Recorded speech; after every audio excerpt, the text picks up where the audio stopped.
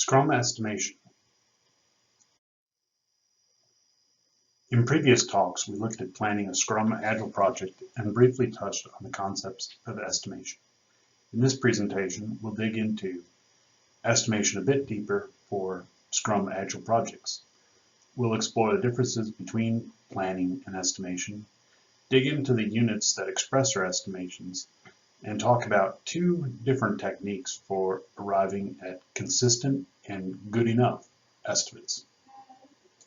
The goal of an Agile project is to, above all, deliver a working product which meets a business need.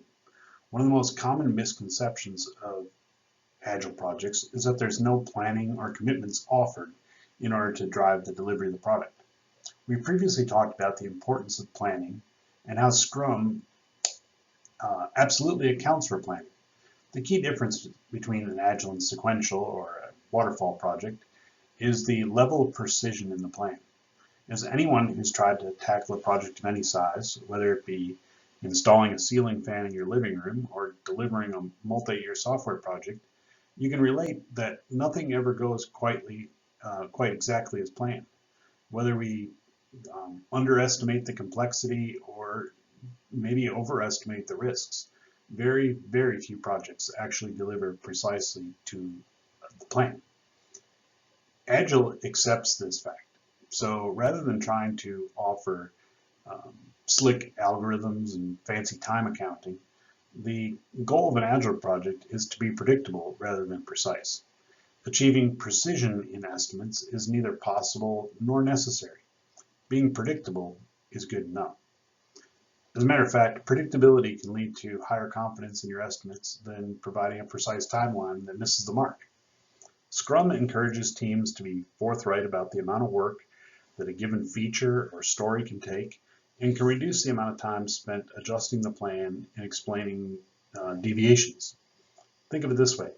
Would you prefer to have the cable company tell you that they'll have a service technician to your house at 8:40 on Tuesday, and then get a text at 8:30 that she's going to be 60 minutes late, and then get a call 90 minutes later that they're going to be there at 11:30, only to find out that the technician shows up at your house at noon? Would you rather be told a week ahead of time the technician will arrive between 10 and 2 and have the technician show up at 12?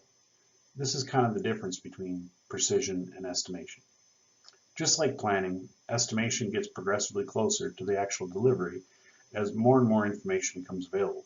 Since Scrum accelerates feedback about estimates, bad estimations will be exposed faster and improvements can be made quickly for the next cycle.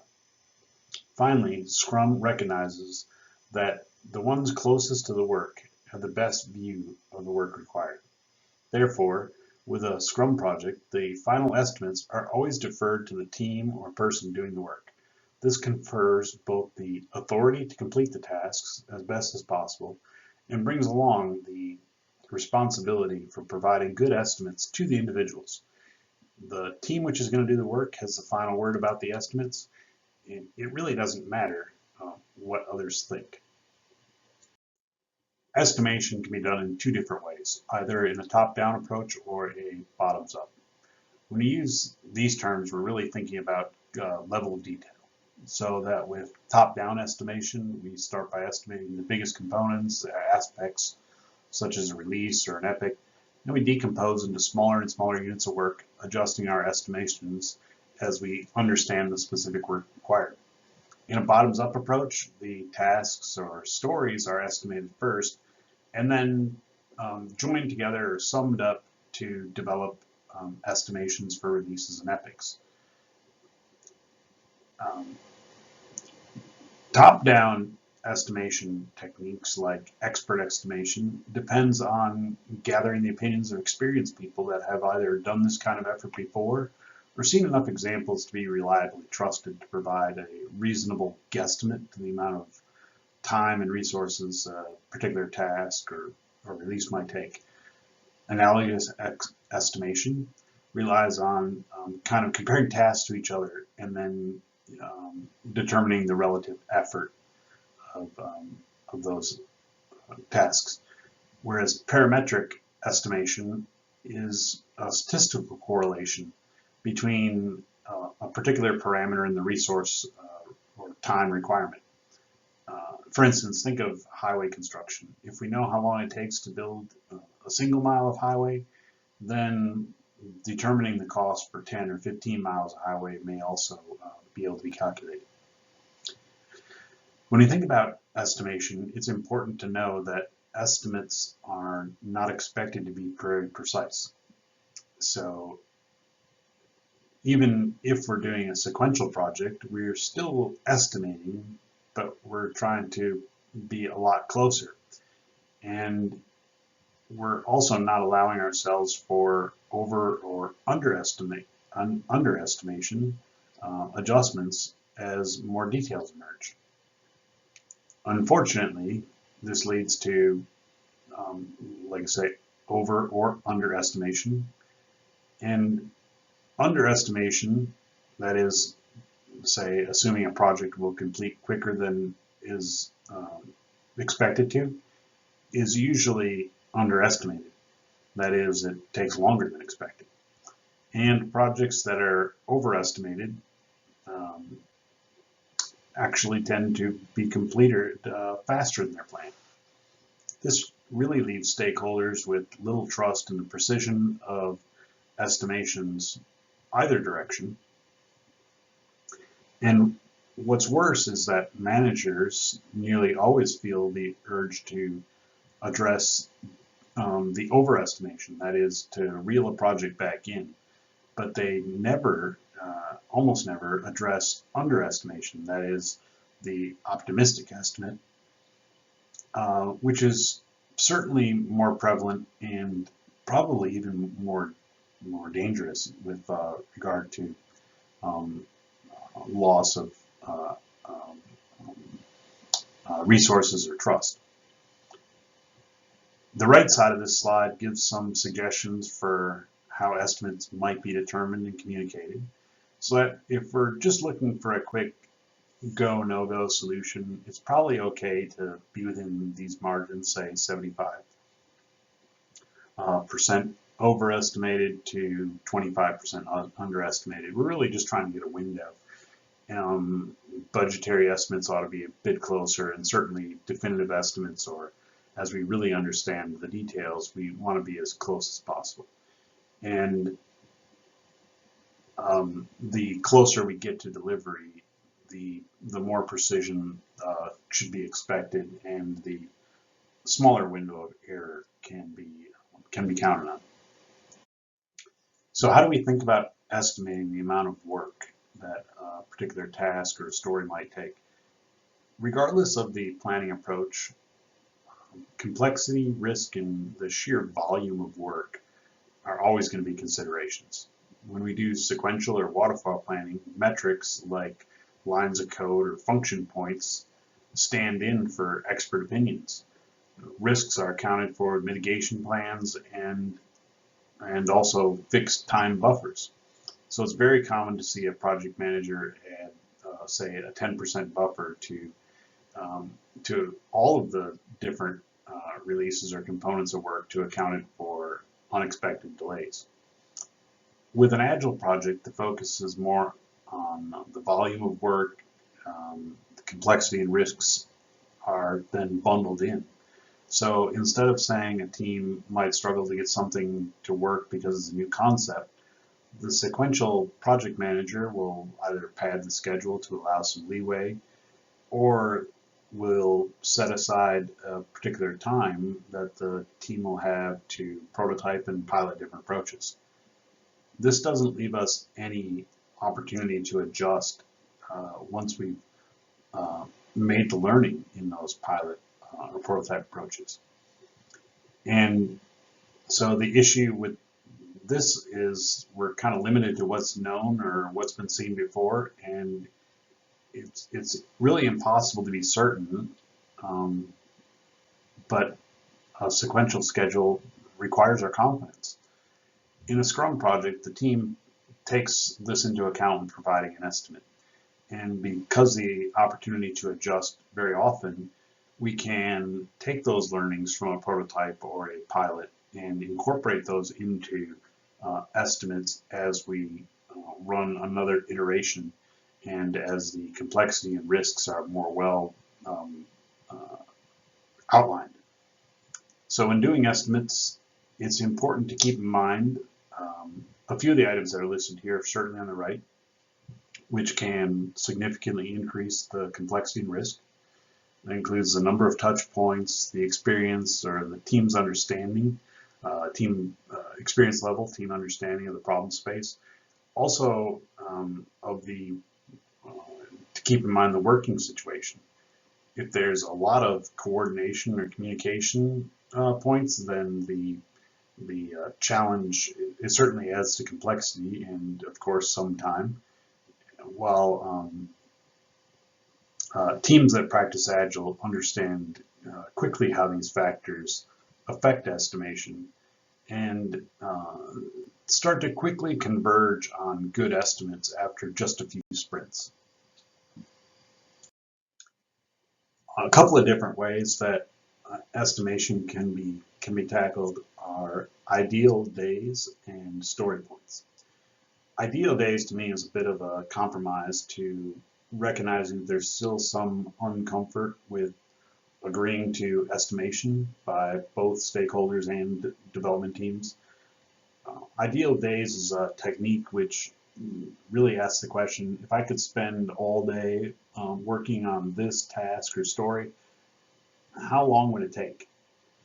It only accounts for work time, so no distractions like email, meetings, browsing the web, or eating lunch, that kind of thing are included. And of course, we all know that there's no such thing as an ideal day. So when we convert to actual days, there's a lot of considerations and trade-offs that are required, many of the same that are required in a waterfall project. We have to consider the allocation of resources, real distraction, and certainly the expertise of the person doing the work. Story points, we're using more of an analogous estimation technique. That is, we're focused on finding similar situations or efforts and using this to baseline our effort.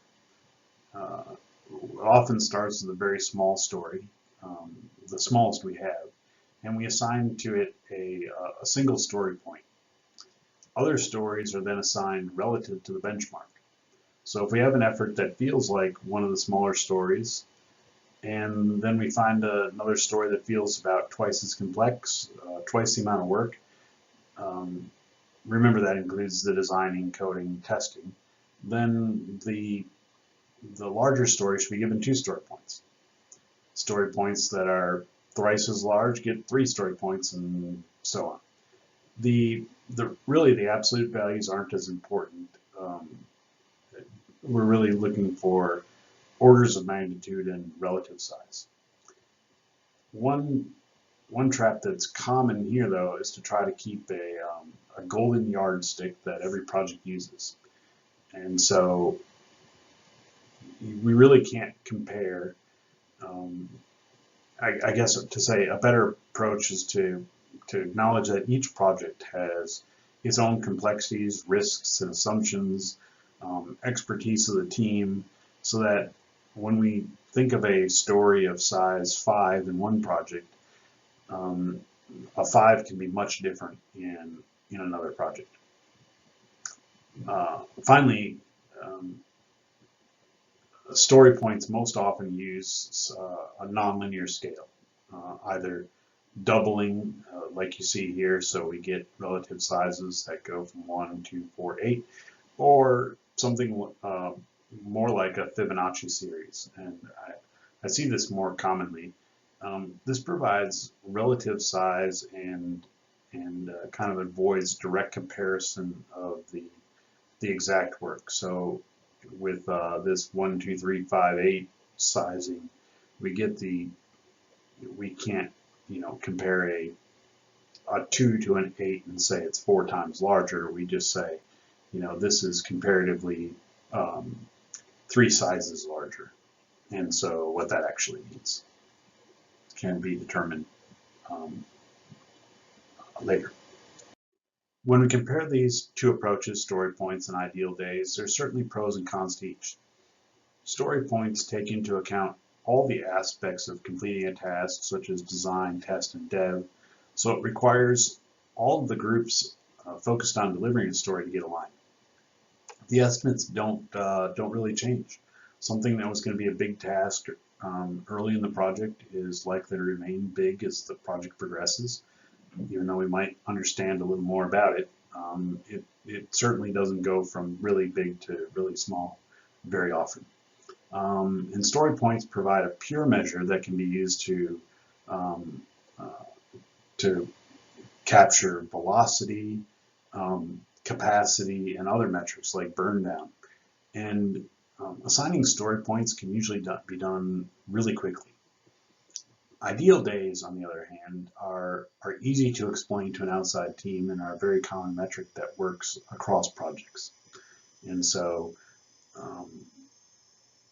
this is a really kind of easy glide path from a team that's used to doing kind of sequential or waterfall projects.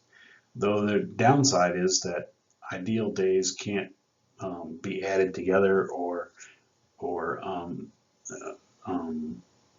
we can't apply math to them the same way we can in story points. In other words, my ideal days can't be added to your ideal days, right? They're not necessarily the same kind of thing.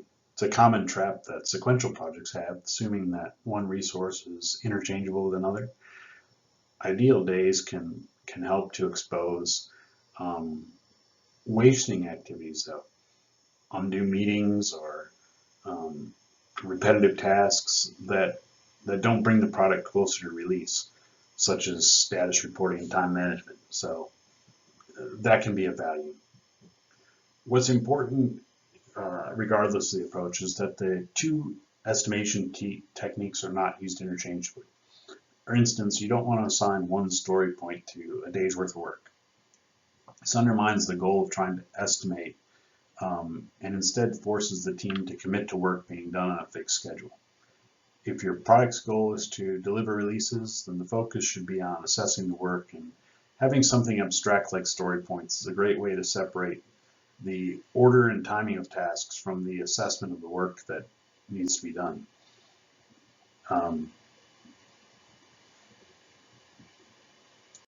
There are several different methods to doing planning with story points or ideal days. Two popular approaches are planning poker and affinity estimation. We'll talk about those two here. So planning poker has kind of a gamification feel, and so that may be good or may not be quite work for your team. The idea here is that everyone does an estimate without the initial influence from others, and it feels a little more genuine as the estimates start to converge. The steps are outlined here, starting with everyone taking an initial estimate of the scale of the story. Story points or ideal days are fine. And so say each estimator is given a deck of cards with a valid estimate written on it. Say the Fibonacci sequence, 1, 2, 3, 5, 8, 13, etc. And while the customer, the product owner, reads out the story and briefly discusses kind of the story, each estimator selects a card that is his or her estimate. And then once everybody has kind of agreed to what their estimate is, everybody reveals them at once. So they kind of everybody turns them over at the same time so that they can all be revealed. At that point, the team discusses the differences, especially the outliers, ensuring that there isn't a missed detail or a misunderstanding about how something is supposed to work. And once the kind of discussion is complete, then we re-estimate again. We go back and see if anybody's willing to adjust their estimates. And we continue to do so, continue to add more and more to the story, understanding the story more and more, until our estimates start to converge on a single number. A couple of things may happen as you try to come to consensus, and Discussions may not converge, and there could be a lingering discussion about the details of a particular story. It's best to set ahead of time some rules of the game. That is, what will happen if there is an agreement. One approach is to time box the discussion. Recognize that the level of detail that makes everyone kind of very comfortable with their estimates, it may not be possible. And everybody needs to get comfortable that it's okay to be close and not necessarily have complete agreement. And this is where the nonlinear story points really helps. It can be valuable to average the number, to find a middle ground. You can use a majority vote to move things along as well. So long as you're not too quick to dismiss kind of the outlying opinions, because these points can be helpful in discovering the missing details or misunderstandings which are skewing estimates.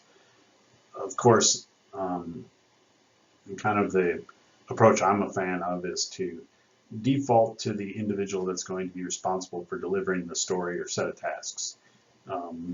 That entire authority and responsibility aspect. There's a ton of information and even an online version of Planning Poker available at planningpoker.com. The link that's here. Affinity Estimation asks a team to rank all the stories all at once by size, usually smallest to largest. It's helpful to do physically by putting the stories on Post-its or note cards so that they can be moved around. And once there's consensus on the overall story, then the stories are moved into buckets, where each bucket's given a number of story points or something like sizes. T-shirt sizes is a common way to think about it. In this way, stories are really allowed only to be in a single kind of bucket or size. This ensures that the most complex and riskiest stories automatically get more story points and more effort in the iteration planning phases.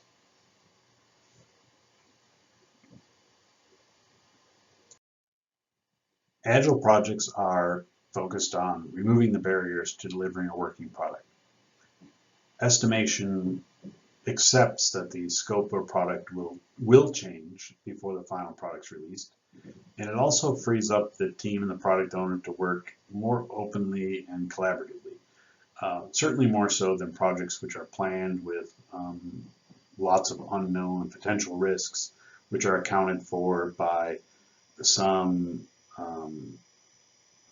fixed or factor of time, like 10% padding, etc., in a sequential project.